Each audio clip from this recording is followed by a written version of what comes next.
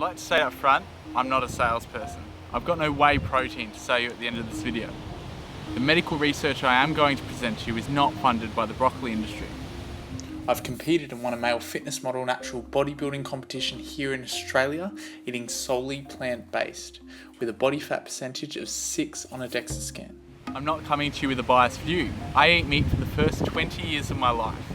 As a meat eater, I had to put my bias for liking the taste of meat and belief I needed it to build muscle aside, and contrary to political dogma, look at the bank of medical research objectively. Needless to say, there is no doubt meat tastes great. The 4 reasons we all eat meat: habit, tradition, taste, and convenience. You probably have some of the same beliefs about what we eat that I have. I'm here to share with you an abundance of research that will challenge some of those beliefs. Challenge our food addictions, as it did for me. This is information that transitioned me from eating a meat-centric diet to eating plant-based, and how to eat for optimal health thereafter. I'm simply going to take nutritional conclusions drawn by various authorities and medical journals and aim to make them presentable to the average person. If you find yourself reacting to me presenting this information, consider you are responding from your current belief system, and all I ask for is an open mind. I'd like to start with the position of one of the leading authorities on nutrition, the American Dietetics Association. It is the position of the American Dietetics Association: vegan diets are healthful, nutritionally adequate, and may provide health benefits in the prevention and treatment of certain diseases, and that it is appropriate for individuals during all stages of the life cycle, including pregnancy, lactation, infancy, childhood, adolescence, and for athletes. The report also concludes the current scientific data related to key nutrients for vegetarians, including protein, iron, zinc, calcium, vitamin D, B12, A, fatty acids, iodine. A vegan diet can meet recommendations for all of these nutrients. So the leading authority in nutrition's meta-analysis being pulling together the current scientific data and assessing the results in one report, states eating plant-based is healthful, can prevent disease, and contrary to much of the industry-funded marketing you will find, provides all of the necessary macro and micronutrients.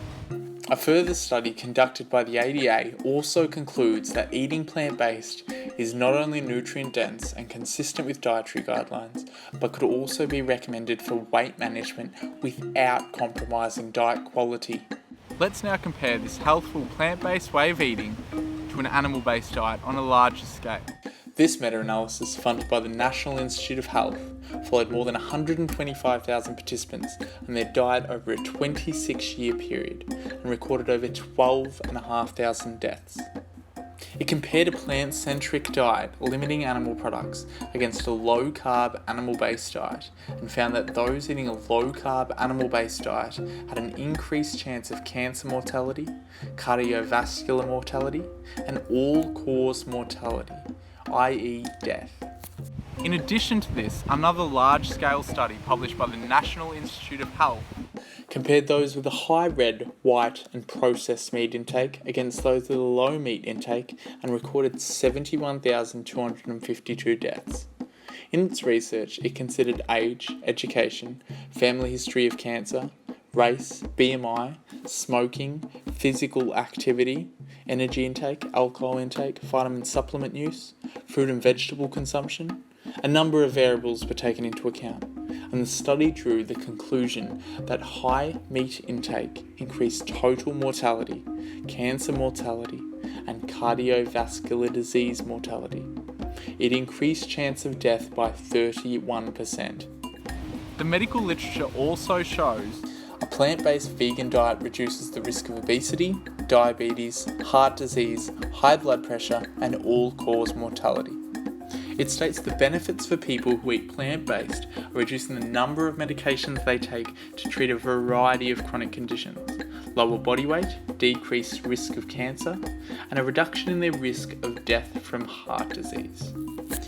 This study, following tens of thousands of participants, concluded that increased conformity to vegetarian diets protect against the risk of type 2 diabetes, after lifestyle characteristics and BMI were taken into account. and that semi-vegetarians afforded intermediate protection.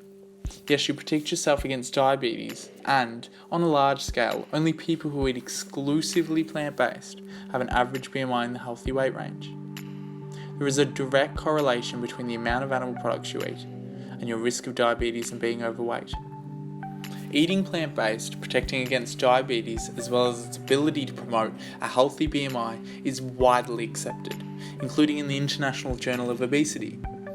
This consensus has also been published in the American Journal of Clinical Nutrition.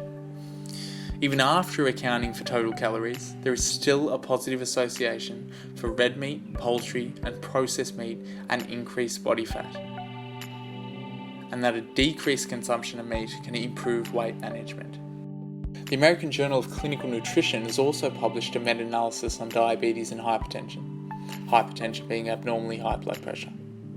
The results? After accounting for age, BMI, ethnicity, gender, education, income, sleep, alcohol, physical activity, smoking, they found vegan diets have 78% less chance of diabetes, as well as 75% less chance of hypertension, and clearly show the less animal products consumed, the less likely you are to have high blood pressure and diabetes. This trend is overwhelmingly strong. Here, vegans had a 68% lower risk of type 2 diabetes than non-vegetarians. The results are clear when looking at prevention, treatment, and diabetes prevalence amongst those who eliminate animal products from their diet. Eating plant-based has an abundance of health benefits. Eating animal products, you are consuming cholesterol, saturated fat, trans fatty acids, casein, and numerous amounts of carcinogenic toxins with every bite.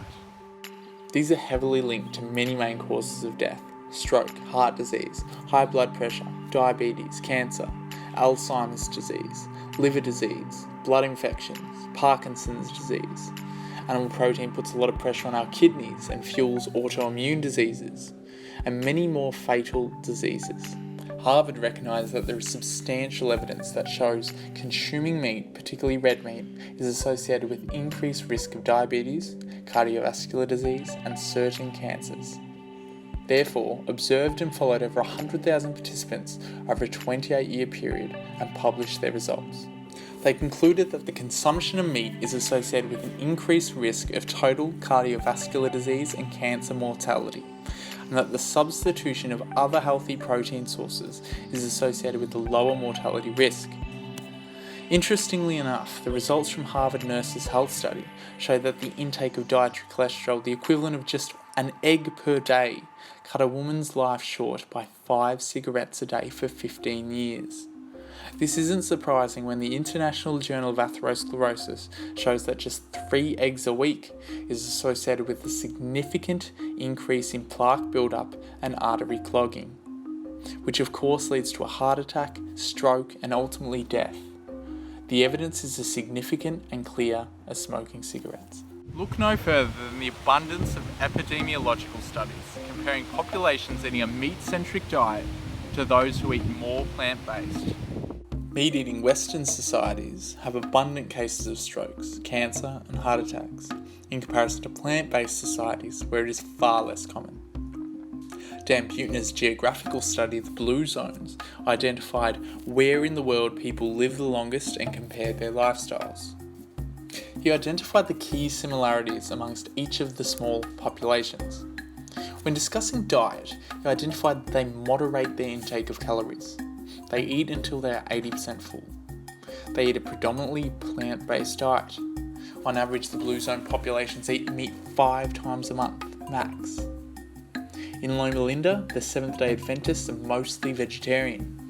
In the other Blue Zones, northern Okinawa, the highlands of Sardinia, Costa Rica, meat is only consumed on special occasions. They all eat plenty of nuts, beans, tofu, and include at least 2 vegetables in every meal.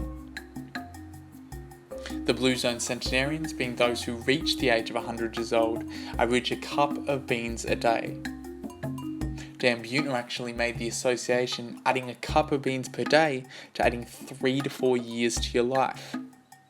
Looking closely at what the centenarians in particular from Okinawa traditionally eat, those living past 100 live off predominantly plants, with less than 4% of calories coming from animal products. They also experience 1/5 the rate of breast and colon cancer and 1/6 the rate of cardiovascular disease. For the Seventh-day Adventist vegetarians, a large portion of which are vegan, the death rates from cancer for Adventist men is 60% lower, for Adventist women is 75% lower. Death from coronary heart disease amongst Adventist men is 66% lower, for Adventist women it is 98% lower. Stroke death rates for Adventist men is 72% lower, for Adventist women stroke rates are 82% lower. They aren't just living longer, they are living longer without disease. This comes to no surprise with research like this by the World Cancer Research Fund concluding that those following a standard vegan diet had a 35% reduced risk of prostate cancer. And note previous research they've done demonstrating that eating more disease-fighting foods such as legumes, fruits and vegetables will assist in the prevention of prostate cancer amongst other cancers. Here we see by country total dietary fat intake directly correlated with breast cancer, yet total dietary plant fat intake showing no correlation at all. This is because fat source clearly matters.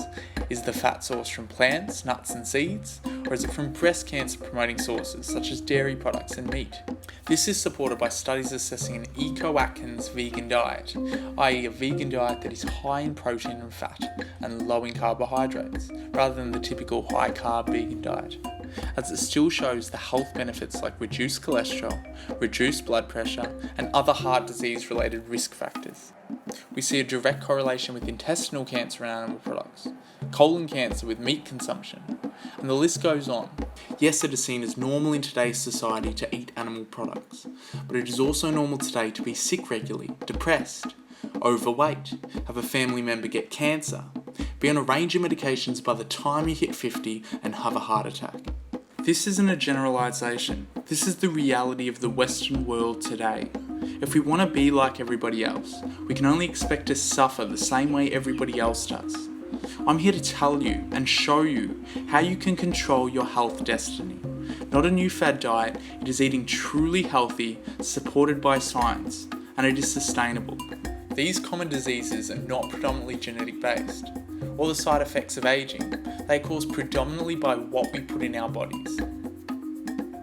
A lot of things we think are genetic have nothing to do with our genetic makeup and are caused by adopting the same lifestyle and habits as those that we live with, i.e. our family. I know a lot of people that are fit but unhealthy. Fitness is great but doesn't guarantee health. And feeling good doesn't necessarily mean what we're eating is doing our body good, preventing cancer or blocked arteries. Cocaine users report they feel great taking the drug. Does that mean it's good for them? And a lot of us have a smokescreen perception of what feeling good is. It's a relative term. We have painted our own ceilings of what we think feeling good is based on our own experiences. And for those of you that are still young, disease takes time to develop and will catch up on you as you age. I'm not denying those following a vegan diet, eliminating animal products alone can still get sick. High fructose corn syrup, a high sodium intake, stress, lack of sleep, processed foods, chemicals from the environment, smoking. These will have detrimental effects on your health, as will vegans living off French fries, Skittles and beer. Yes, there are other ways to get diseases and die, but when medical research shows dramatic reductions of all-cause mortality and diseases by 30 to 80% just by eliminating animal products alone, this deserves attention. And if we're ignorant to this information, we're only cheating ourselves. And medication is not the answer. Medication can have many side effects and only manages illness, not treat and reverse the problem. Eating for optimal health, eating plant-based, I'm talking about being at that 80% reduction mark. Not just avoiding the foods known to be toxic to the human body, animal products, but also processed foods. And saturating your body with disease-fighting, phytonutrient and micronutrient-rich foods. The foods that are known to prevent disease. I'd like to first comment briefly on the association between eating animal products and our second biggest killer, cancer. Two consistent occurrences seem to present themselves while studying cancer. Plant food sources such as vegetables or legumes reduce risk, whilst animal products are found to increase risk, particularly breast, colon, prostate, kidney and pancreatic cancer. But why? Firstly, meat lacks fibre altogether, antioxidants, phytochemicals and other nutrients that have a protective effect on the body, and instead is acidic and carcinogenic to our bodies. We need to look at the facts, the medical literature, rather than getting sucked into people on TV and political dogma. Everyday superfood recipes containing cheese, oil, egg, yogurt and bacon. Eggs and dairy are not superfoods. Bacon is not a superfood, although Dr. Stork from the doctor seems to think so. Let me tell you, bacon and eggs for breakfast is okay. Incorporating good fats, lean proteins, yeah, but this is not a good carbs. Fat, dude, right? Bacon is not a good fat. Did I hear Dr. Stork say good carbs? Not a good carbs. fat, not a good carbs. fat. Bacon and eggs have less than a gram of carbohydrates between them, contain zero good complex fibrous or starchy carbohydrates, just like all meat. Did he mean to say no carbs? This is the misinformation being sold to us all, that bacon, a type 1 carcinogen, is a superfood and okay to eat, rather than recommending something unarguably healthy like a vegetable soup. This is because people love to hear their bad habits are okay. Meat, red meat, especially processed meats like bacon, are defined as carcinogenic to the human body. They cause cancer.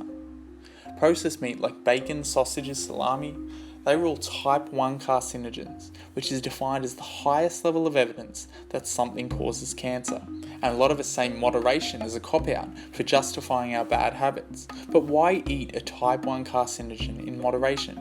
For some context, this is alongside asbestos, plutonium, ethanol, engine exhaust diesel, ultraviolet radiation, tobacco, smoking cigarettes, and other toxics. Electromagnetic radiation, which is exposed to when living within very close proximity to high voltage power lines, has a 2B rating. The evidence for meat being cancerous is stronger than electromagnetic radiation. Should we immerse ourselves in all of those in moderation? Been getting a lot of fresh air recently. Better moderate it out with some cigarettes. I haven't exposed myself to a lot of electromagnetic radiation lately. I haven't pulled apart a house full of asbestos in a while and inhaled cancerous toxins. Remember kids, it's all about moderation. We are eating a diet that is not conducive to good health, and we shouldn't be eating cancer-promoting toxins in moderation. There are numerous carcinogens found in all animal products: meat, fish, poultry, cheese. When we cook meat, poultry and fish, polycyclic aromatic hydrocarbons and heterocyclic aromatic amines are formed. These toxins are widely accepted today as potently carcinogenic to the human body and cause cancer. I might also add, breathing in the smoke whilst cooking meat is also carcinogenic. These carcinogens causing cancer are so widely accepted that the National Cancer Institute have a whole page dedicated to it at cancer.gov. Yes, if you avoid prolonged cooking times, high temperature, direct contact with a flame, or hot surface, barbecuing and pan frying, this may reduce a portion of the polycyclic aromatic hydrocarbons and heterocyclic aromatic amines from forming, but the toxins will still be present. And most people don't avoid all of these cooking methods anyway. Regardless, whether the animal was raised on a factory farm, which majority of our meat comes from, or it was grass-fed, organic, and humanely raised, cooking skeletal muscle still causes these carcinogens. The meat, poultry, fish is still carcinogenic to our bodies.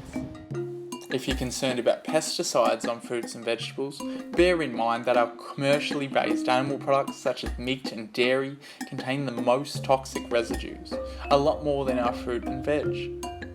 This is because the feed for livestock, all the corn, soy, grains they are fed, have massive quantities of pesticides and accumulate in the animal's fatty tissue, which we then eat and are exposed to.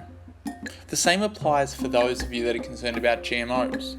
There are certain fruits and vegetables that have more pesticides than others, which ideally you'd like to be growing in your backyard or buying organic from a reliable source when possible, minimising your pesticide exposure. But bear in mind, you're exposing yourself to far more consuming animal products. And as I've said, there are a range of toxins found in animal products. Arachidonic acid in red meat, poultry and fish known to cause cancer.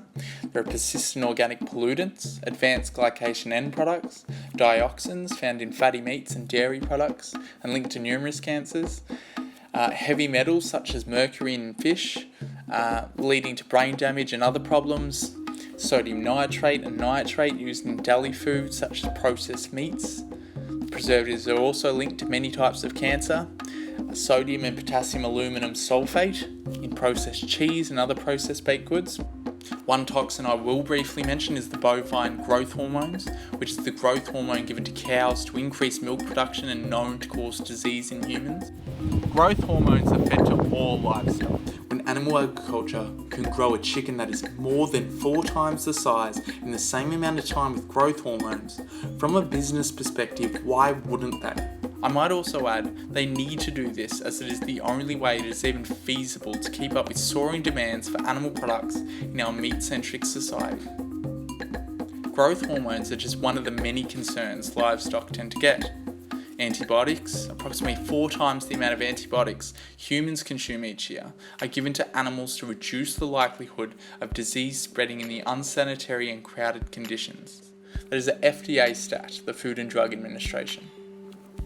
Humans eat those animals, and as a result, humans are becoming more and more resistant to antibiotics. It's no wonder why superbugs, which are drug-resistant bacteria, rates are rapidly growing and affect multi-millions of people and kill tens of thousands of people in the US alone each year. Yes, eating an organic, free-range steak or chicken, you may avoid the tons of growth hormones and antibiotics. Keyword may. I say may because a lot of these terms like organic are used to make consumers feel better about their choices and doesn't necessarily mean a lot. Marketing strategies such as free range instead of caged, whereby the layer hens may have a little more room to move, but are still cramped together in an unsanitary warehouse. Even grass-fed livestock are often fed grains most of their lives and only partially fed grass. So we may avoid some of the diseases spread by unsanitary conditions, growth hormones and antibiotics. May. But we are still consuming saturated fat, trans fatty acids, cholesterol, and the numerous acidic carcinogens found in animal products with every bite.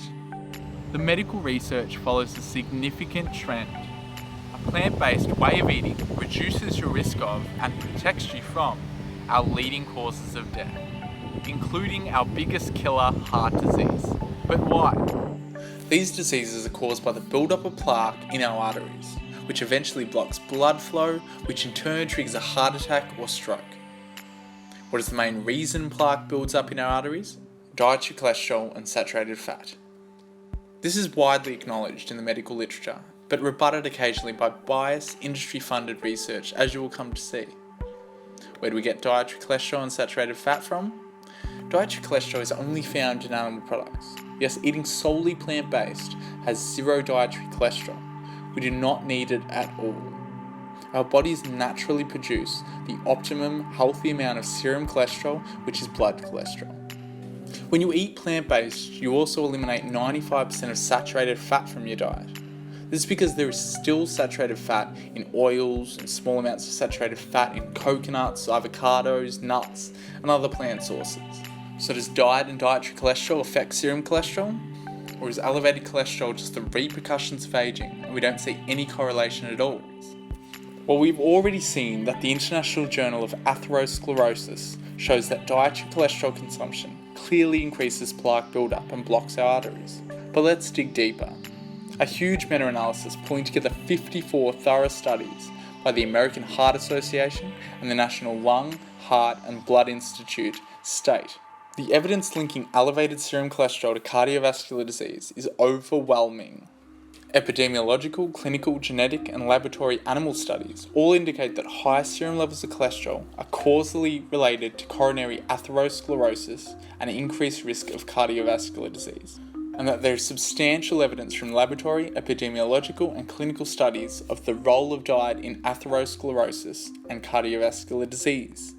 The large body of evidence shows the powerful link between diet and cardiovascular disease, and that diet is a significant determinant of a person's serum cholesterol level, Also, that clinical studies have shown that modification of serum cholesterol by diet can lower that risk in all people, men and women, young and old, with high or low levels of serum cholesterol. So elevated levels of serum cholesterol do cause an increase in the buildup of plaque in our arteries. And what we eat definitely plays a substantial role in the development of atherosclerosis, and eating disease-fighting foods can lower that risk. There is no doubt about this. Following this meta-analysis, the American Heart Association Science Advisory and Coordination Committee published, after considering variables such as smoking and BMI, that if you eat a more plant-centered diet, you can reduce your chance of heart disease by 70%. Another comprehensive meta-analysis pulling together a number of studies published in the American Journal of Clinical Nutrition states serum cholesterol concentration is clearly increased by added dietary cholesterol. This is widely known and really not disputed by experts anymore. The effects of dietary cholesterol on serum cholesterol has been known for over 100 years. In 1913, a Russian pathologist demonstrated the role of cholesterol in the development of atherosclerosis. Through a series of experiments considering variables, he fed rabbits a high cholesterol diet with foods such as egg yolks, and without a doubt, they developed atherosclerosis. His research is often cited amongst the greatest discoveries of the 20th century. When looking at modern medical literature, the meta-analysis pulling together hundreds of studies, specifically 395 studies, looking at dietary cholesterol and saturated fats' impact on serum cholesterol, clearly states that both dietary cholesterol and saturated fat intake increases serum cholesterol. It recommends the avoidance of dietary cholesterol and replacing saturated fat from one's diet with other fats like plant-sourced monounsaturated fat in nuts or seeds. Yes, saturated fat also contributes to blocked arteries as it leads to metabolic syndrome. This is published in the American Journal of Clinical Nutrition. Metabolic syndrome is strongly associated with the development of cardiovascular disease and type 2 diabetes.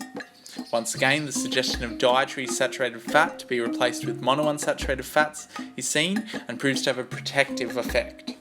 When vegetarians were put on an omnivorous diet, their cholesterol raised by an average of 19% in just a few weeks. But when they returned to their vegetarian diet, their cholesterol returned to their original baseline level.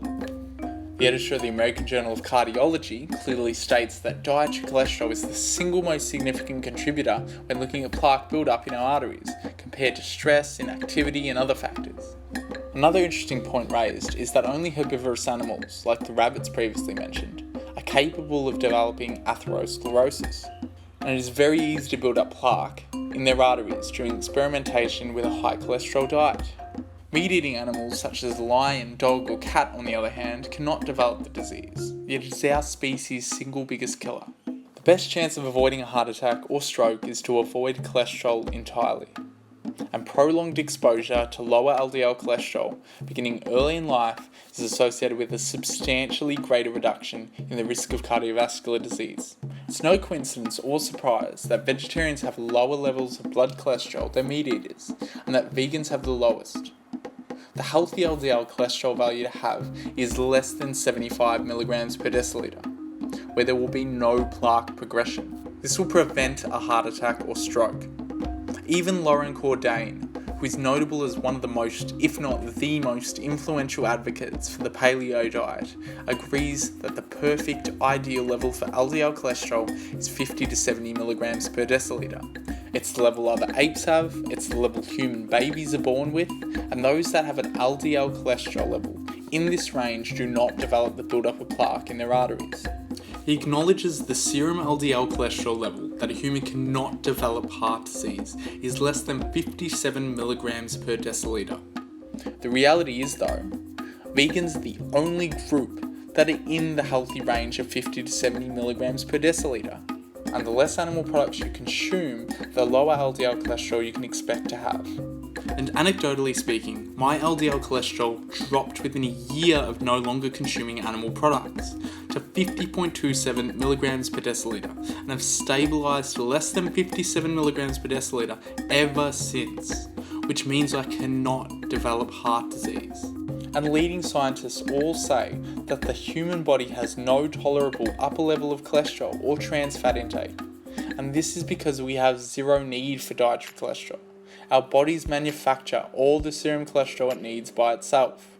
If we eliminate animal products, we eliminate cholesterol entirely from our diets, as cholesterol is only found in animal products. A plant-based diet is also the only way of eating that has been proven through multiple pieces of clinical evidence to even reverse heart disease. In this instance, through a whole foods, plant-based, animal-free, low-fat diet. With all of this said, I'm not denying you will find the occasional piece of research hit the tables contradicting this consensus. This idea has been put to bed by numerous professionals, even those who eat an omnivorous diet. Nonetheless, I will share the few industry tricks often used as an attempt to discredit this consensus in the medical literature. As we will come to see, a lot of these studies are often industry funded by pro-animal agriculture groups. One commonly used practice is taking fasting LDL cholesterol levels, i.e. a high cholesterol meal is eaten, for example bacon eggs for dinner. We have a spike in our serum cholesterol. It then takes approximately 11 to 12 hours for our LDL cholesterol to stabilise to those same levels pre-dinner the next morning. And fasting LDL cholesterol levels are determined mainly by cholesterol production in the liver overnight and have little to do with what we ate the previous day. Put very simply, the baseline of where cholesterol was first recorded after a meal can be reached again 11 hours later of fasting. This is where they typically get their data and show the high dietary cholesterol meal had little to no effect on blood cholesterol levels, when in reality we eat a second meal, a third meal, lunch, dinner, dessert, and so on and so forth. Most of our lives are lived in a post-meal state where cholesterol and triglyceride levels are regularly high and in turn raise serum cholesterol levels over time and put us at risk of a heart attack. If you don't consume dietary cholesterol by avoiding animal products, you can drop your LDL cholesterol and put yourself in that healthy range we talked about earlier. The second industry trick is to use subjects in their testing that already have high cholesterol and consume a lot of dietary cholesterol each day. As we've already seen, serum cholesterol concentration is clearly increased by adding dietary cholesterol. By how much though? By how much is dependent on how much you already eat. For example, if you ate no cholesterol, like a vegan, you would be at the 0 mark on this chart. If as a vegan you ate 4 scrambled eggs, you would have a larger spike in your serum cholesterol levels than a regular consumer of animal products, eating say 400 milligrams per day of dietary cholesterol. The meat eater would have a less significant spike compared to the vegan. This is because changes in serum cholesterol would expected to be minimal if cholesterol was added to a diet already rich in cholesterol. They take advantage of this and do their tests on subjects who already have a very high cholesterol and diet rich in cholesterol and show no significant change as a result. Quite cheeky if you ask me. This study, as an example, looked at only 49 adults over a few weeks and noted only a small increase in serum cholesterol levels whilst consuming dietary cholesterol. Their subjects had a baseline cholesterol already very high, over 200 milligrams per deciliter. Oh, and what a coincidence, this study just so happens to be funded by the American Egg Board. And I've highlighted David Katz, who did this study, as I will comment on him in a moment. The American Egg Board has been exposed multiple times with their marketing attempts to combat the majority of medical literature that clearly shows dietary cholesterol affects serum cholesterol, without letting the public know it's them. The biggest rival being the American Heart Association. How do they do this? They do this by compensating their friends in the science community with a financial incentive. The American Egg Board, appointed by the US government, have allocated many millions of dollars on advertising each year. Their role is simply to connect egg farmers with consumers and enlighten consumers with the role eggs play in our diets. The following emails and information have been obtained through the Freedom of Information Act to shed some light on what the American Egg Board do with this money. They pay medical professionals to answer questions like, what studies can help disassociate eggs from cardiovascular disease? Who are these medical professionals that are financially incentivized by the American Egg Board? Their friends in the science community include David Katz, that did the study I mentioned earlier, disproving the association between dietary cholesterol and serum cholesterol. Financial incentivization then leads to the production of write-ups like Cholesterol Unscrambled, which results in mass media attention, with articles like this titled "Experts Say It's Okay to Eat Eggs Again," commenting on David Katz's work. which we all see and makes us feel okay with ourselves for making poor dietary choices and giving ourselves atherosclerosis. As I've said, people love hearing their bad habits are okay. So other than the medical professionals the American Egg Board financially compensate to develop these studies, who else do they pay? Influential bloggers in the food, health and nutrition space, such as this food blogger. Foodcate's 10 Reasons to Love Eggs, all to fool us consumers into continuing to block our arteries. It has been exposed that the United States Department of Agriculture, the USDA, prevent the American Egg Board from using misleading terms if they're going to utilise the multi-millions advertisement fund for their own material. They aren't allowed to market eggs as safe, healthy, good for you, or nutritious when utilising that fund for their own work, as that is being deceitful as it simply isn't true. They need to use alternative words like natural, which I don't think anyone really knows what that means anymore. So they financially incentivise others to comment on eggs instead, teaming up with TV shows like The Biggest Loser, to continue to make overweight people eat products that are not good for them. All I can say is tax dollars well spent. And that's just the American Egg Board. I haven't even touched on the dairy or meat industry who do the exact same thing. Research attempting to discredit dietary cholesterol and saturated fats association with heart disease, done by professors such as Ronald M. Krauss, who just so happens to receive funding from the dairy industry and National Cattlemen's Beef Association. We need to understand big businesses won't give up their profits lightly. They will fight. Just look at the tobacco industry and how hard they fought. If you lived in the 1950s, the average person in the US smoked 4,000 cigarettes a year. That is every person averaging half a packet of cigarettes a day. Celebrities, the government, the media, Santa Claus, even doctors were smoking cigarettes. The media reporting it's great for you and not a single case of throat irritation. Cigarettes are just as pure as the water we drink. Was there research that cigarettes caused lung cancer during that period, or was it unknown? Smoking causing lung cancer was evident as early as 1912 and known since the 1930s. These studies were ignored due to the industry-funded influence. Smoking was everywhere in that day and age. Just like consuming animal products today, it was normal.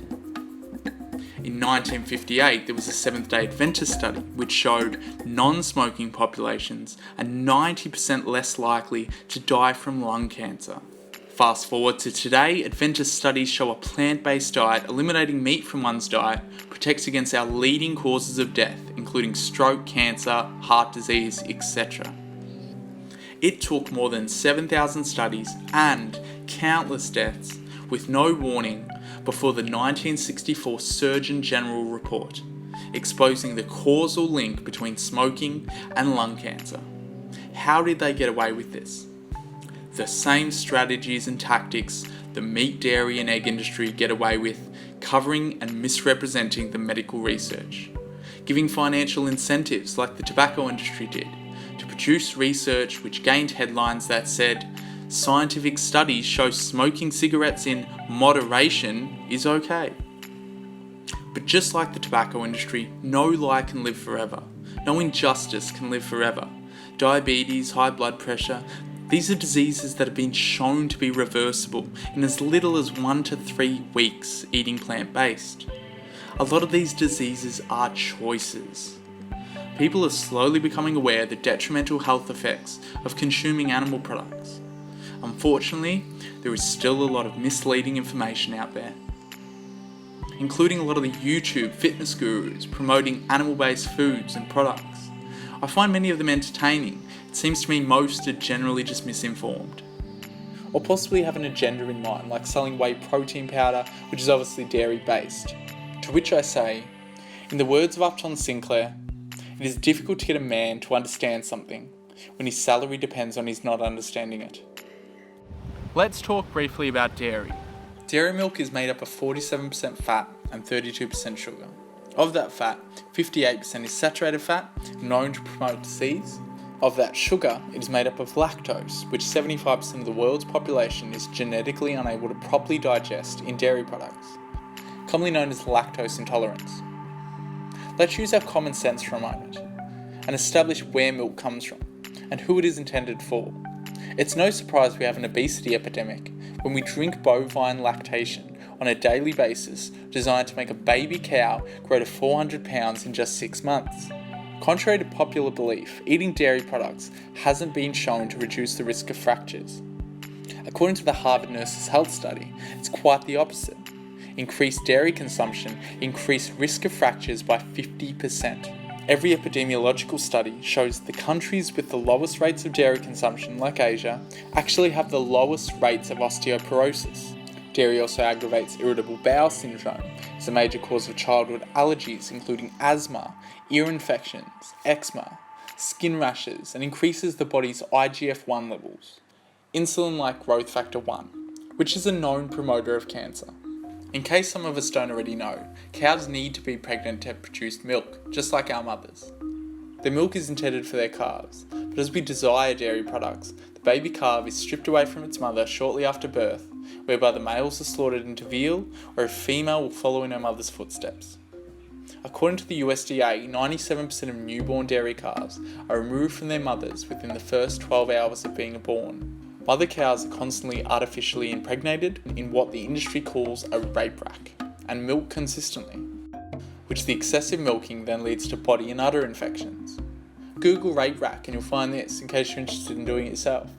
The dairy industry used the term somatic cell count. This is a really fancy way of saying the amount of pus and shit in the milk. The dairy industry actually have an allowance of how much is acceptable in each glass of milk we consume. We need cow milk as much as we need rhinoceros or giraffe milk. Cow milk is necessary for calves, baby cows. It is not necessary for dogs, goats, human adolescents, hedgehogs, human adults, orangutans, koalas, bears, camels, or people's cats. An infant needs their mother's milk, and there is an abundance of support in the medical literature for the health benefits of breastfeeding. Breastfeeding your own species, that is. What is also in the medical literature is dairy causing cancer, particularly prostate and ovarian cancer. When looking at ovarian cancer, those that consume the most dairy products have significant amounts of serious ovarian cancer in comparison to those that have the least. Published in the American Journal of Clinical Nutrition, those consuming a few servings of dairy per day have a 34% increased chance of developing prostate cancer, and that's after adjusting for age, BMI, smoking, and exercise. This meta-analysis shows us those drinking dairy milk are 68% more likely to develop prostate cancer than those that don't. We are most affected during adolescence, published in the American Journal of Epidemiology, following nearly 9,000 men. Those drinking milk every day during adolescence have a 302% increased chance of developing prostate cancer in their later life. The effect introducing dairy milk had on Japan's prostate cancer rates are overwhelming. Before dairy milk was introduced into Japan, prostate cancer was nearly non-existent. With the introduction of dairy, it skyrocketed to 20 times more cases, alongside milk consumption also increasing by 20 times. Dairy is a gift from nature for calves. In case you can't live without milk, there are plenty of alternatives to dairy. Coconut milk, hemp milk, almond milk, oat milk, soy milk, rice milk, hazelnut milk, cashew milk, and more. I'm sure you'd like one of them. I've come to understand just how much misleading information there is out there. We need to look objectively at what is good for us and not get sucked into the industry-funded propaganda. Eating animal products is like smoking cigarettes. It certainly isn't necessary. It is a dirty habit, an addiction that is hard to break. But only in the first instance, and thereafter it is in turn for a lifetime of health. When sharing this information, I often hear, but what about the Eskimos? They'd starve without me. Or what about the indigenous tribes who have to hunt to eat? What about the people on the outskirts of Alaska during the winter? I'm fortunate enough not to live in the Arctic or Death Valley. I'm not talking about what to eat in times of famine, where it is life or death. People have eaten other humans when faced with desperate measures. I'd assume, considering you are watching this video, you have access and live in proximity to a supermarket full of fruits, vegetables, nuts, seeds and legumes. So it's simply a matter of choosing the foods that will serve you, not deteriorate you. What about my sister's friend's husband's aunt? She ate meat all the time and lived until she was 93. This is simply anecdotal evidence. There have been many people who smoke their whole lives and don't get lung cancer. This does not detract from the fact cigarettes are not conducive to healthy lungs. There will be outliers because of their genetic makeup, the majority of their diet being nutrient-dense plants, and lifestyle habits. But at its core, this is just a poor justification to continue our bad habits. As medical doctor, nutrition and disease prevention expert Dr. Joel Furman has said, "Stop deceiving yourself. Excuses and obstacles are not real. The primitive part of your brain works to maintain addictions with deception and fantasy and picks up any excuse it can. A little bit won't hurt, everybody does it, it would cause more stress to change, everything in moderation, when in fact, harmful substances in moderation can be deadly. We know without a doubt animal products cause a range of cancers, heart disease, stroke, hypertension, diabetes, obesity and more. If we deny this, we're disagreeing with all of these medical doctors, professionals and more. This information isn't mine. As I stated from the beginning of this video, I'm just commenting on the nutritional conclusions drawn by authorities and medical journals. The information that steered me away from animal products.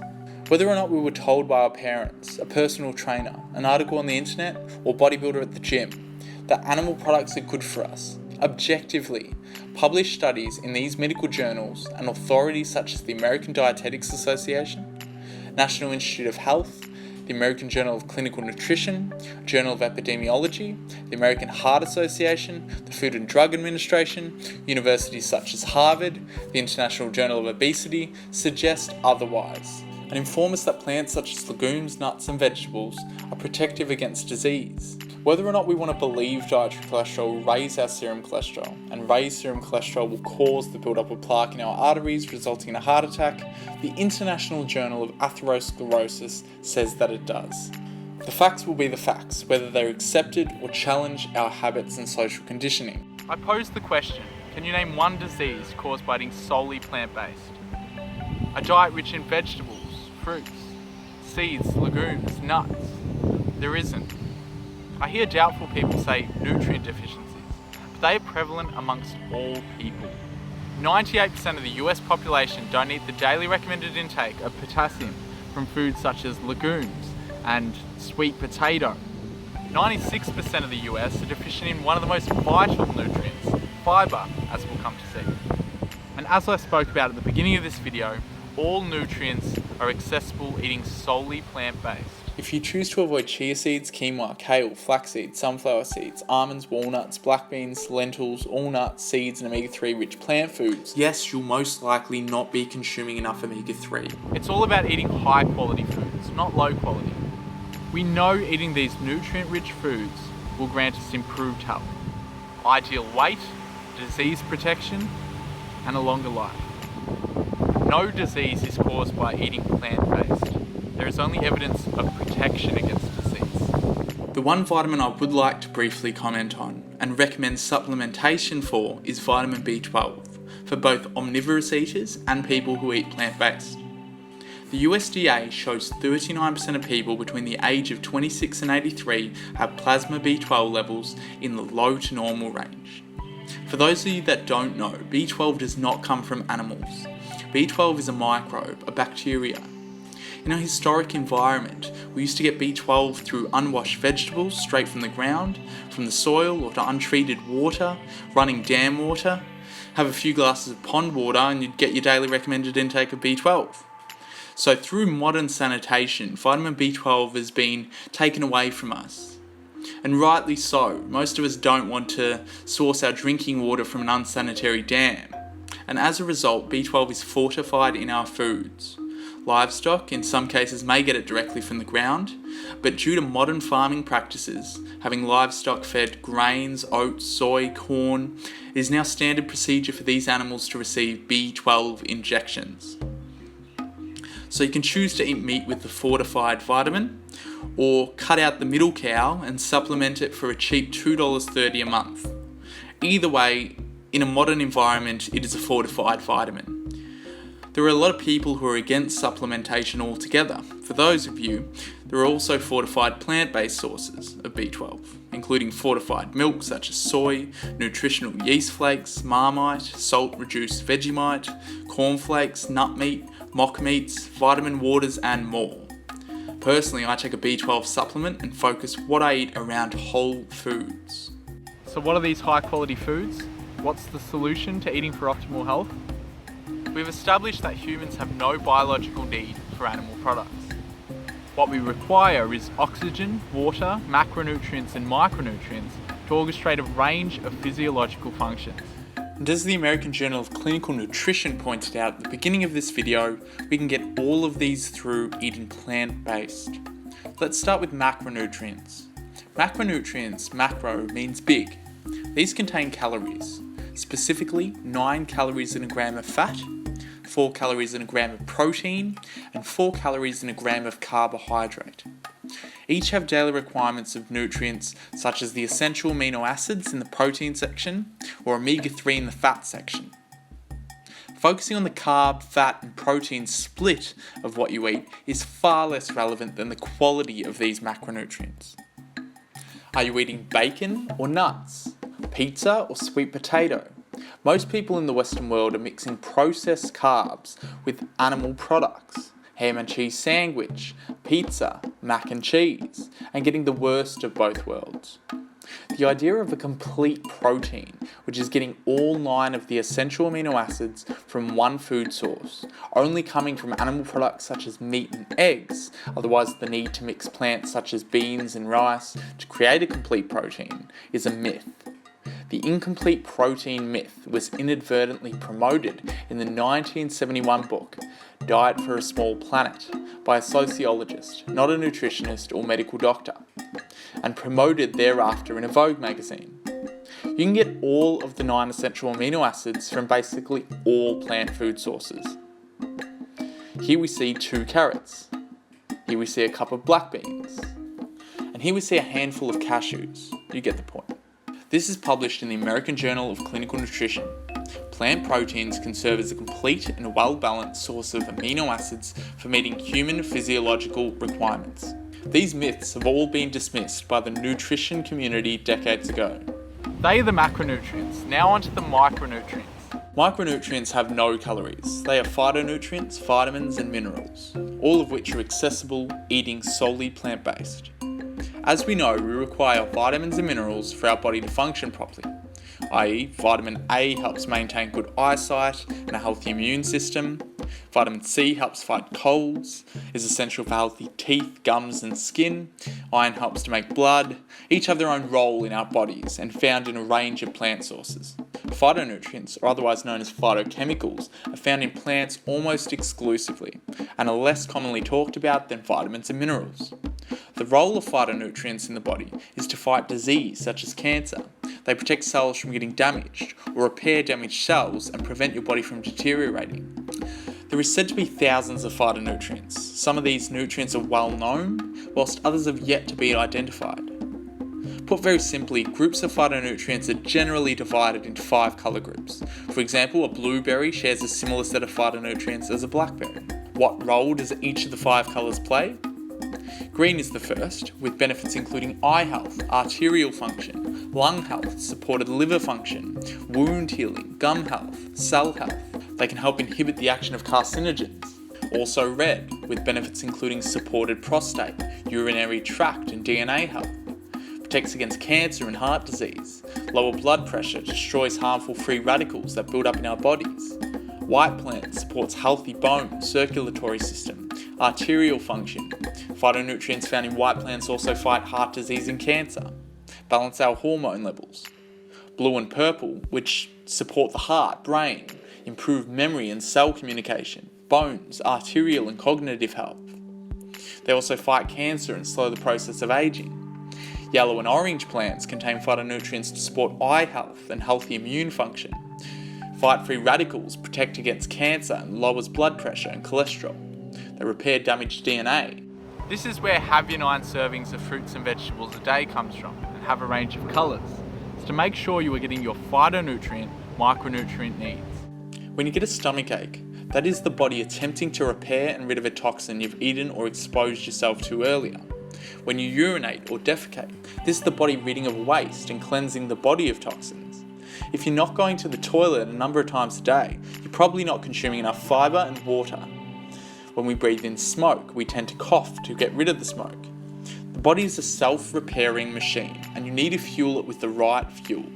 You need to soak your body with nutrient-dense, disease-fighting foods and avoid those foods that are known to be toxic to the body. Essentially, people are sick and obese today because they aren't eating enough micronutrients, being the phytonutrients, vitamins and minerals, and are instead eating too many macronutrients, specifically macronutrients that are not nutrient-dense. Processed foods may have fortified vitamins and minerals, but have their phytonutrients processed out. Animal products may have a few vitamins and minerals like zinc, but lack phytonutrients altogether and carry a ton of toxic baggage, resulting in cancer, heart disease and diabetes. Therefore, zinc would better be sourced from a plant source such as lentils, quinoa or cashews, because food is a package. The hundreds of thousands of phytonutrients, vitamins, minerals work together synergistically in our bodies. We need to be eating those foods that are micronutrient dense without the toxins that don't result in an increased chance of sickness or death.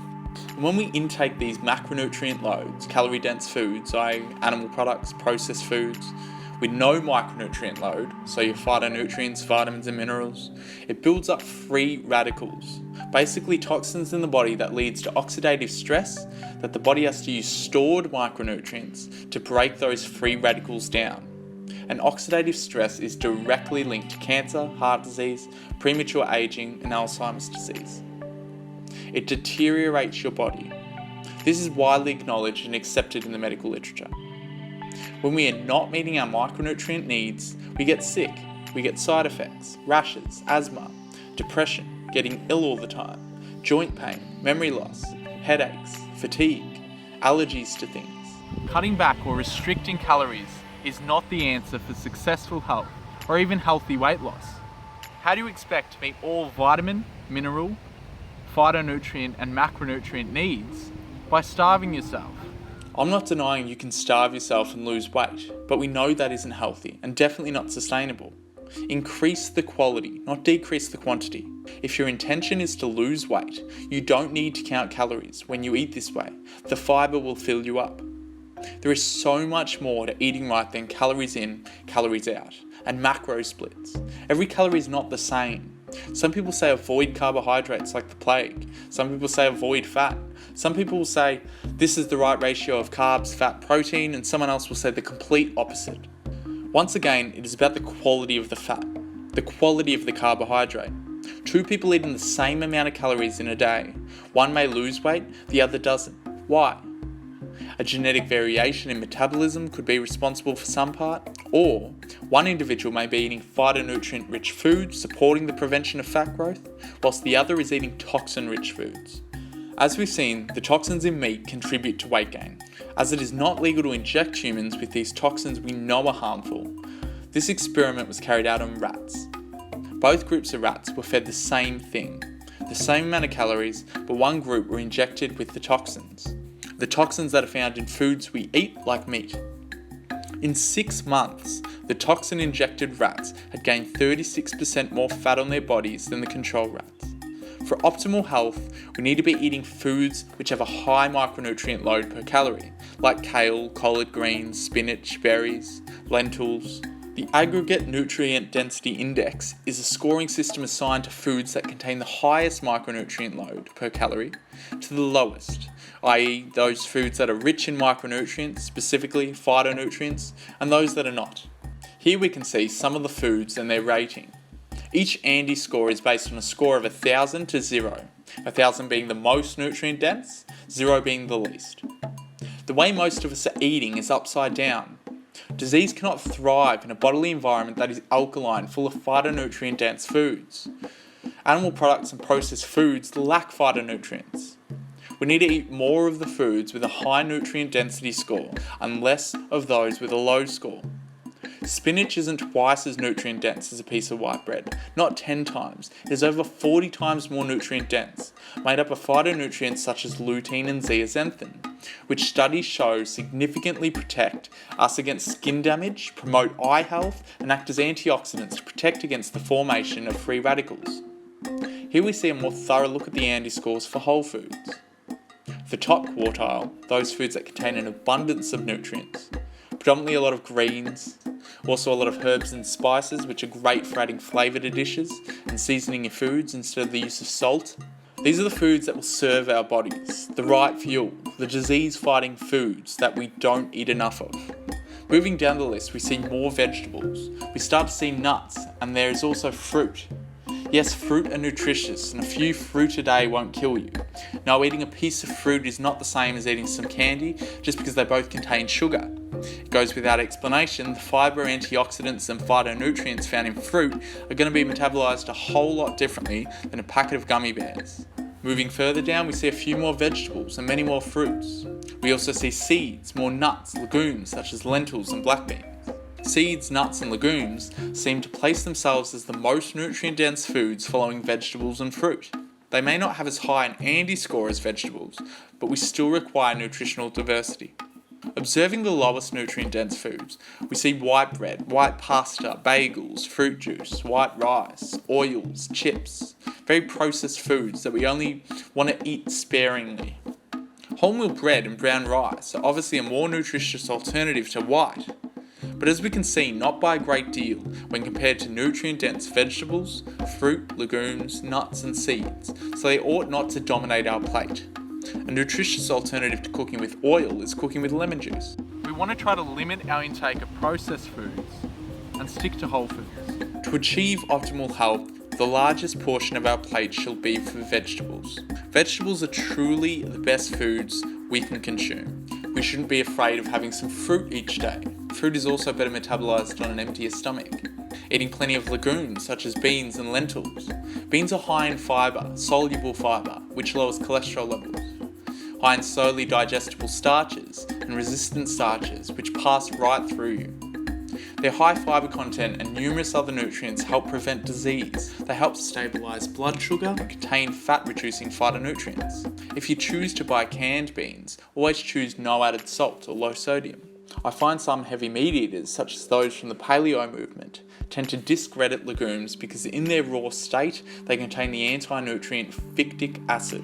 Fictic acid can prevent the absorption of some minerals if not treated correctly. Fortunately for us, we don't eat legumes such as beans and lentils unsoaked and uncooked. Legumes should be soaked overnight and boiled adequately to remove the fictic acid. Avoiding legumes is a very bad idea because they contain so many health benefits that if you just soak them overnight and boil them correctly, you don't need to worry about the fictic acid because you remove practically all of it. Soaking in water overnight alone can reduce 98% of the fictic acid in legumes, let alone boiling them thereafter. Legumes are extremely nutrient dense and have an abundance of health benefits, and medical doctors acknowledge they should be consumed every day. We don't need to be afraid of fat. We need good fats. Nuts and seeds are the best source of good fats. They supply their own spectrum of phytonutrients, including plant sterols, which have been shown to reduce cholesterol. They are rich in antioxidants, a range of vitamins, minerals, and protein. The consumption of nuts is significantly associated with living longer and significantly associated with disease prevention. Seeds share similar benefits and are laced in anti-cancer lignans. If you're currently overweight, in the first instance, I'd recommend eating smaller portions of nuts and seeds. And lastly, whole grains. So brown rice, oats, whole wheat, buckwheat. What does this end up looking like?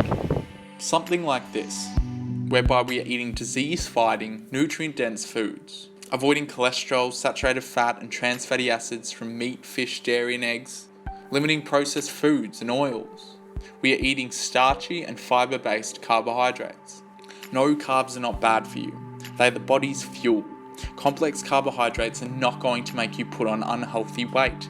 This can keep you lean all year round. A bowl of lentil soup or a quinoa salad is not the reason for the world's obesity epidemic. We can eat an abundance of foods from these groups. No calorie counting, no formula, just eating from these food groups.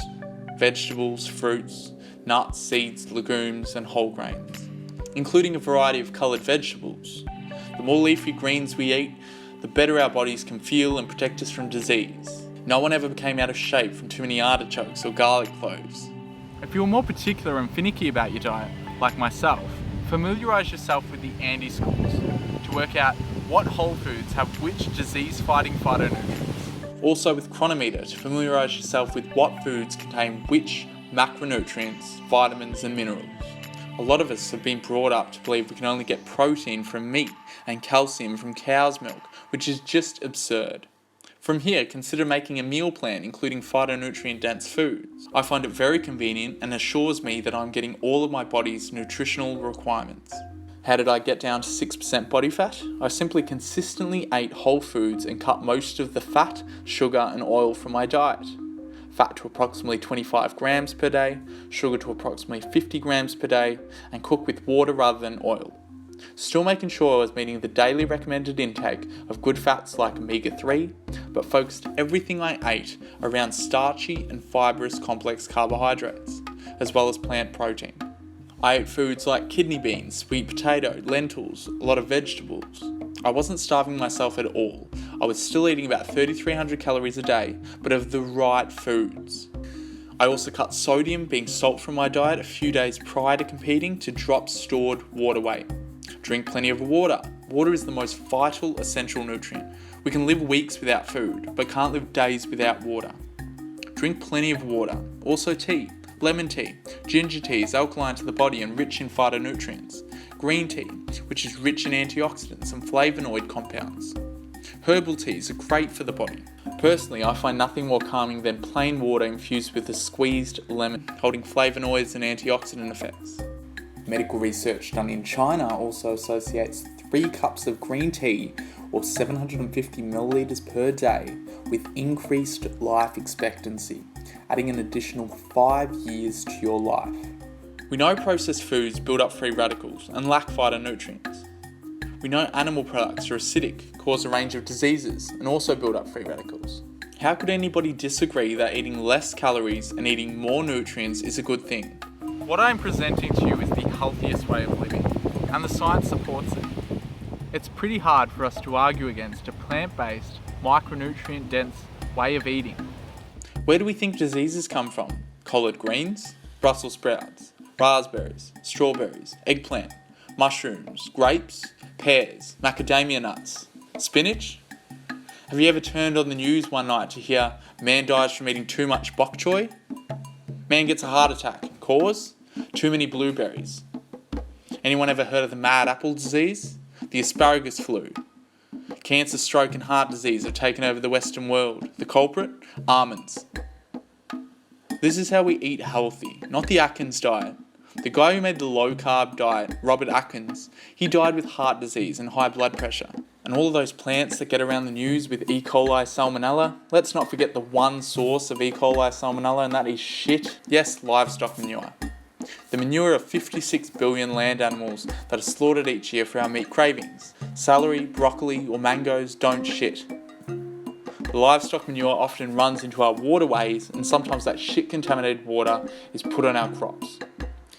Eating plant-based, you can have great health and great taste.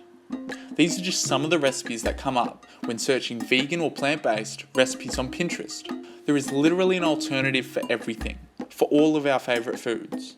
Zucchini cannelloni, sweet potato lasagna. The only thing you'll miss out on is clogged arteries. You can make lentil chili over sweet potato and mixed greens, whole wheat pasta with kale, sun-dried tomatoes and apple. A big bean salad full of disease-fighting foods, all kinds of delicious salad recipes, quinoa mango salad, apple bok choy salad, soba noodles with greens, shredded carrots, almonds and chili, Asian vegetable stir-fries, stuffed peppers. There are an abundance of healthy smoothies, tabbouleh, falafel, quinoa, with baby spinach, red bell peppers, apple and a balsamic dressing, a big soup with lentils, onions, mushrooms and more, chunky sweet potato stew, black bean and butternut squash chili, yellow lentil dal with mango, a range of vegetable Thai curries, vegetable shepherd's pie, bean and mushroom burgers, oatmeal with blueberries and nuts, a simple soothing vegetable broth. There are an abundance of things you can make that taste great and are good for you too. If you want a salty flavour, use olives, capers, miso and seaweed. For a sweet flavour, use fruits, carrots and beets. If you want a creamy flavour, use tofu, tahini, avocado, blended nuts like cashews. To season, use onions, hot peppers, garlic, ginger, spices and herbs. For an acidic tasting dressing, you can use a variety of fresh citrus, mustard, lemon juice, or vinegars like balsamic. You can still add dessert, fresh fruit like strawberries and cherries, apples, cinnamon and mixed nuts. There are a range of puddings, cakes and bar recipes made of whole foods, sorbets, mix frozen bananas, raspberries, dates and a little cocoa powder in a blender to make a red velvet sorbet. I have an appliance called the Yonanis which can freeze fresh fruit and put it through the machine to create a soft serve ice cream. You can make a peach apricot sorbet. Put a mango through it, it will create a mango soft serve to die for. Alternatively, you can freeze the ice cream in a popsicle container and have fruit popsicles at your convenience. Whilst I'm on the topic of food, I'll quickly mention, just like there is alternatives to milk, there is also meat alternatives you can find at your local supermarket. Made from plants, vegetables, herbs, spices, wheat, nutritional yeast and or soy. There is also ice cream made from coconut milk or almond milk, cheeses and anything else you can think of.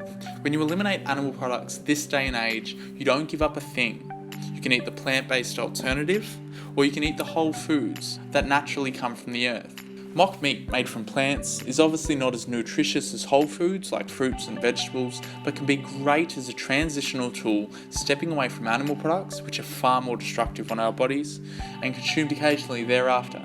The quality of the smell, texture and taste continues to improve.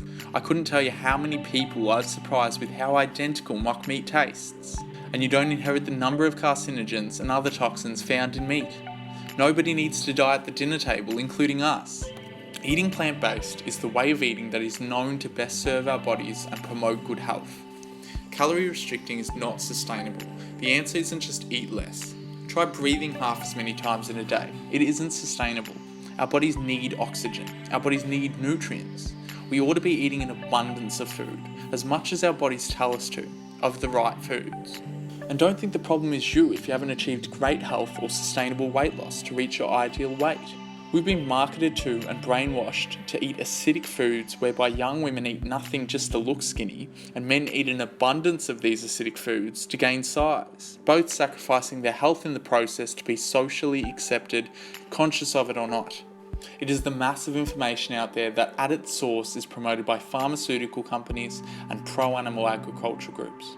Every few years, our government reformulates the nutritional guidelines for us all as the blueprint of what we are supposed to eat to be healthy and reflects what is taught to those studying in the field. The committee who informs the government in the early days were funded by public money, but as years have gone by, there has been more and more corporate money coming in to support these activities, as well as corporate giants having chairs in the committee which can of course influence the kind of foods that are recommended for consumption. In America, non-profit organisation the Physicians Committee for Responsible Medicine sued the USDA and won. They examined the panel of 11 people and uncovered 6 of the 11 had strong financial relationships with the meat and dairy industry, and they had violated the laws governing what they are supposed to do and how transparent they are meant to be. Despite this event, our food system policies will continue to be corrupt and favour industry. This is not a fad diet. This is eating to avoid disease. This is a nutrient-dense, science-supported, disease-fighting way of living. Fad diets like the If It Fits Your Macros diet, the blood type diet, the Atkins diet, especially the paleo diet, modelling cavemen, are not conducive to good health. Do we really want to use cavemen as the model for nutritional intake? Have we really learnt nothing over the past few thousand years? Do we really think cavemen reached the pinnacle of nutritional education? Can't we do better than that? We live in the 21st century. What we used to do in a survival scenario has nothing to do with what we eat now. We have modern medical literature which is far more advanced than what the Paleolithic man ever had available. Most of them died at an average age of 25 or disease, and it was survival of the fittest. As a result of fad diets like these, the USDA shows 96% of the US population don't get the recommended daily intake of fibre. If people ate their greens or beans once in a while, nobody would struggle when taking a shit. All animal products have zero fibre, a nutrient widely known to prevent disease. This study shows the addition of just 10 grams of fibre a day was associated with 27% lower risk of having a heart attack. We can't digest fibre itself, but when consumed, our gut microbes ferment the fibre and generate propionate in the body, which is a healthy bacteria. propionate enters our bloodstream and controls our appetite, fat cells, and inhibits cholesterol, which in turn prevents the development of atherosclerosis. So eating plenty of fibre is a very good idea if we want to prevent disease. Now, for any of you that think vegans are weak or can't build muscle or strength, this is a stereotype and frankly just wrong. Eating plant-based has access to the exact same dietary building blocks that promote muscle mass as a meat-centric diet, minus the small amounts of the non-essential nutrient creatine found in animal products and very trace amounts in fruits, vegetables, and other carbohydrates. The studies that have shown creatine to have a correlation with increased athletic performance have been supplementing anywhere between 10 to 25 grams daily, all studies of which were through supplementation, because it simply isn't realistic to eat, say, 2 kilograms of pork per day for 10 grams of creatine, or 5 kilograms of pork for 25 grams of creatine. And it is also well known creatine is very sensitive to heat. Most is lost whilst cooking, which is why this non-essential nutrient, which means our bodies manufacture the nutrient by itself, is usually supplemented by both vegan and omnivorous athletes. If you're not an athlete, you don't need to worry about creatine. I'll share with you a few well-known vegan athletes with a far more impressive physique than my own. The world's strongest man, Patrick Baboumian, holds multiple world records and is a vegan. USM Mr. Universe, Barney Duplessis. William Tucker. Jim Morris. The face of calisthenic workouts, Frank Medrano. Torrey Washington. YouTuber John Venus. American footballer David Carter. Athlete Carl Lewis, who won 9 Olympic gold medals. A number of UFC fighters, including Nate and Nick Diaz, Abel Chirillo and Mark Hunt. Some of the best tennis players in the world, Venus and Serena Williams, are vegan, to name a few. When looking at exercise, the first important thing to note is that it is exercise, not food, that stimulates muscle growth. And dietary protein provides the raw materials that muscles need in order to grow. There seems to be a wide array of what amount of protein is recommended for athletes, but as an average, I found 1.8 grams of protein per kilo of body weight is optimal. I find many people that train eat an abundance of protein. Every cell and organ in our bodies do require protein, but having too much can exhaust the body, cause liver and heart problems, unpleasant symptoms such as nausea, diarrhea, as well as weight gain, as excess protein is stored as fat. It can also lead to fatigue. As we've seen by the mentioned examples, eating plant-based, we can easily consume adequate protein for optimal muscle growth. Consuming protein-rich plant foods such as tofu, tempeh, lentils, a range of beans, a range of nuts, and seeds such as sunflower seeds, chia seeds, hemp seeds, vegetables such as spinach, broccoli, etc. The beauty of eating plant-based and not consuming animal products is you not only better your health, but you also support a number of causes in the process. The environment, human and animal rights, helping end world hunger, 3, 4, 5 times a day, every time you sit down for a meal. Animal agriculture occupies 45% of the entire Earth's land surface. As many of you may know, water is looking like it will be the next oil, with aquifers around the world depleting rapidly. Animal agriculture consumes 1/3 of the world's fresh water, as 56 billion land animals require water to drink, as well as their crop feed requiring water to grow. It takes 96 times more water to produce a pound of meat than a pound of wheat. You'd be saving more water by not eating a pound of meat than you would not taking a shower for 6 months. And we're worried about shower caps and watering our gardens? You can save a few thousand gallons of water per day eating plant-based.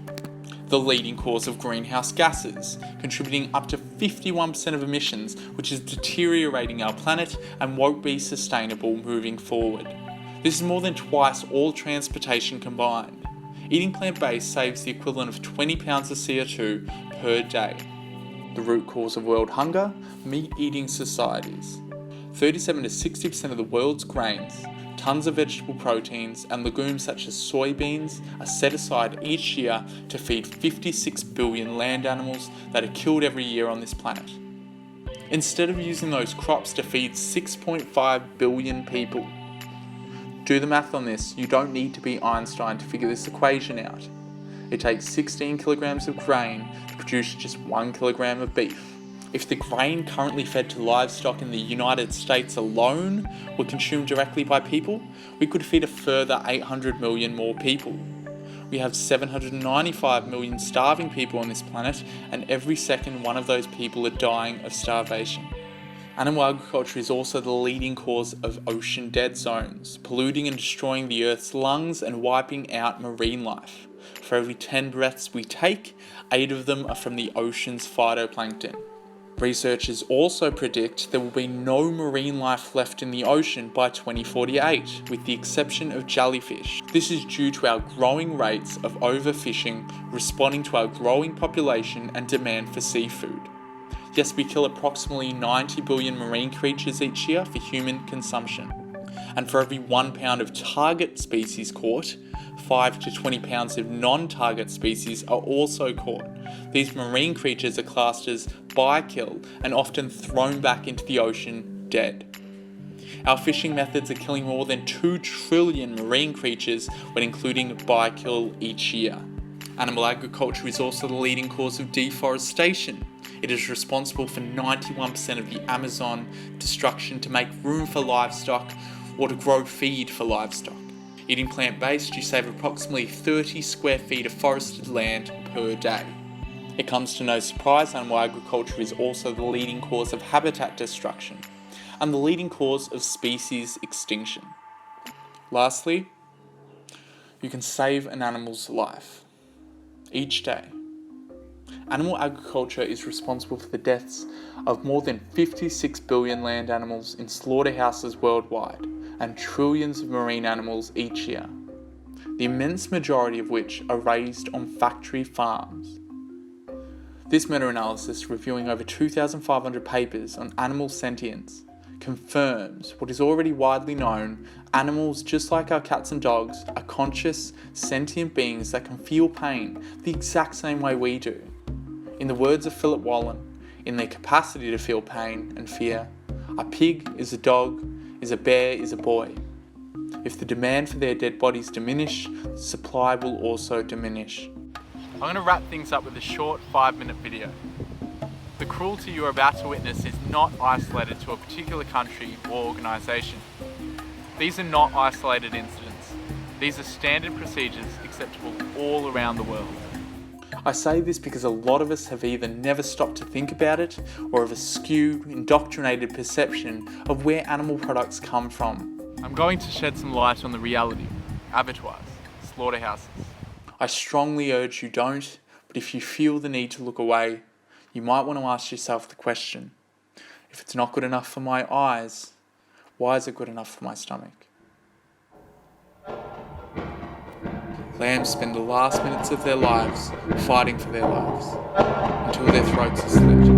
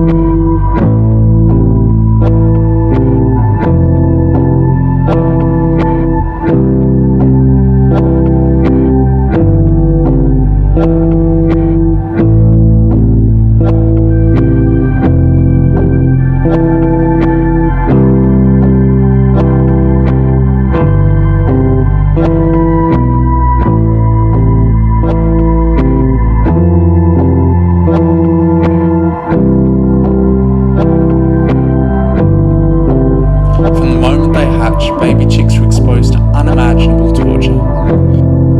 For every egg-laying female hen, approximately 1 male chick is killed, as he is considered a useless byproduct to the egg industry, unable to lay eggs. These unwanted babies are either ground up alive, fully conscious, or thrown in a large trash can to be suffocated alive.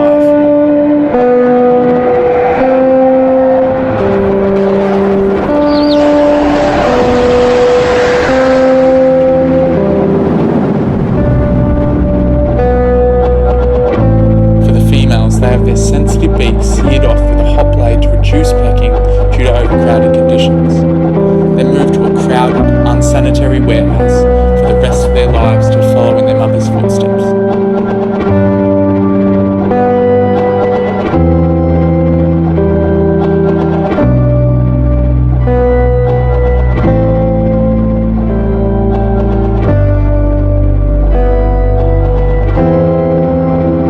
Standard practices for cattle include castration, dehorning, and hot iron branding, whereby painkillers are rarely used. When they reach market weight, their throats are cut and their limbs cut off whilst they are still alive.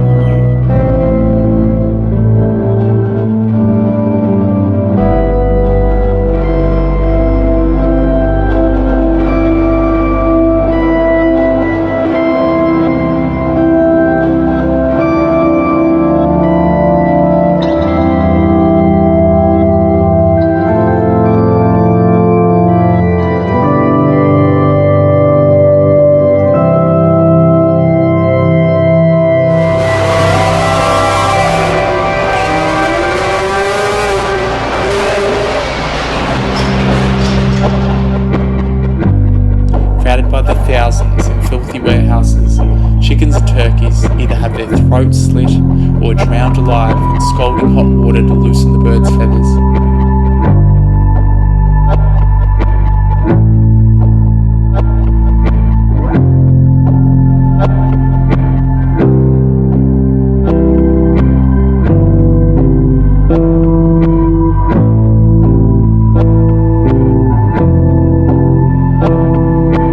Workers mutilate piglets without any painkillers. Standard practices include tearing out their testicles, cutting off their tails and ripping out their hair. Many develop disease, whereby industry practice is to kill unwanted piglets by carbon dioxide gassing, air gun to the head, or slamming their heads against the floor, leaving them to suffer and die.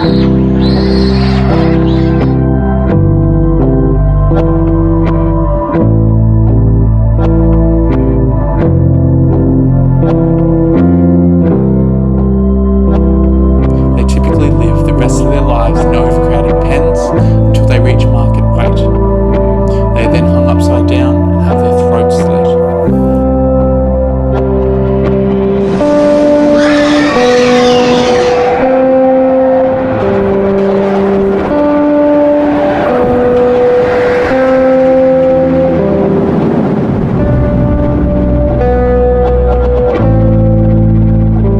Or gassed alive, which is regarded as the most humane practice for killing pigs.